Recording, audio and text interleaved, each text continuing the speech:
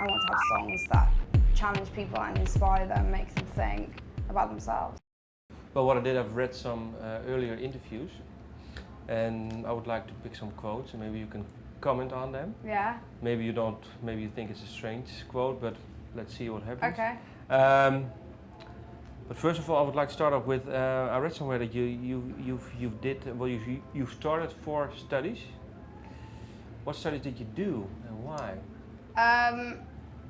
Each of the 4 courses was to do with performing. One was dance, one was music and culture, one was vocal tech, and one was music composition.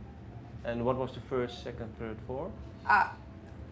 In order, yeah? Dance first, then vocals, then music culture, then music composition. And each one I quit every time. Why? Because I didn't want to be in university. I wanted to be in the business, learning everything firsthand.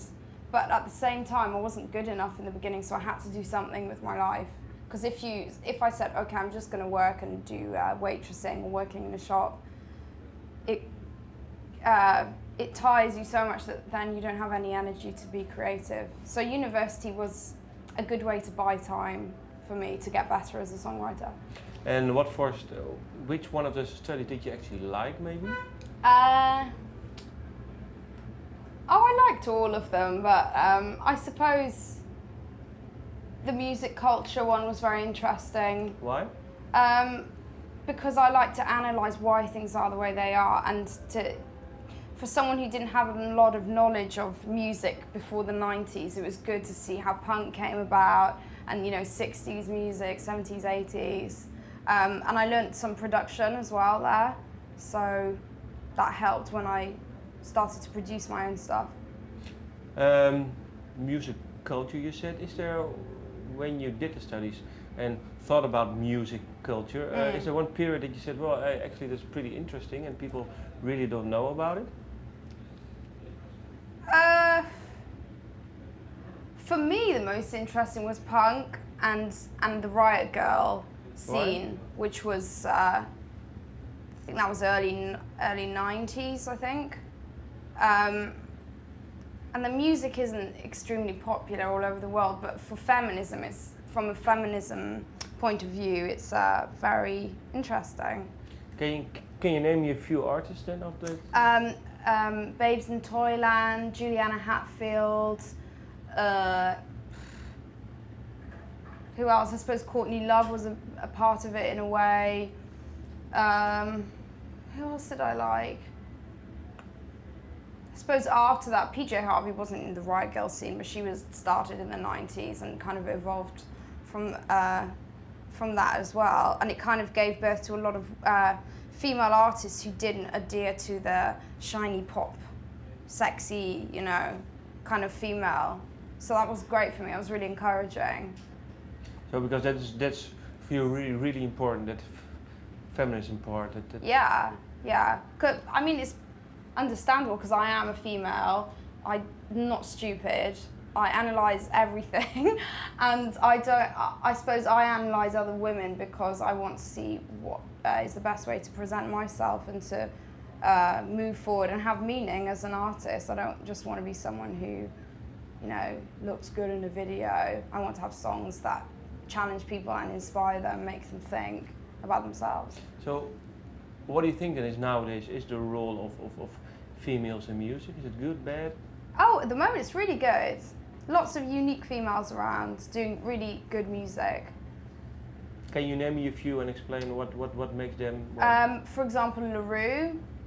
She doesn't sexualize herself. I think it's not that I find it a negative thing, but I think it's a shame that for some females, they make the main part of their identity their sexuality, and I just don't know if that helps anything. I suppose it's just up to them, and some women are more like that and find that they get more attention that way, and some don't. Florence the Machine is a great example of being very talented,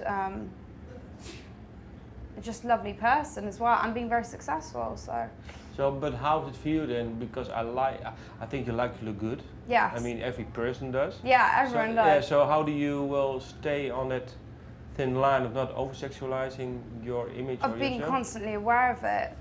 Because especially if you are a curvy woman, every photographer will want to put you in a certain dress or light, and you just have to say, no, that makes me look crap. What are you doing? So, you know, you don't always get it right, but I'm very aware of it. But at the same time, you can't say, oh, well, because I don't want to be sexualized, I'm just going to purposefully look shit all the time. Yeah, so...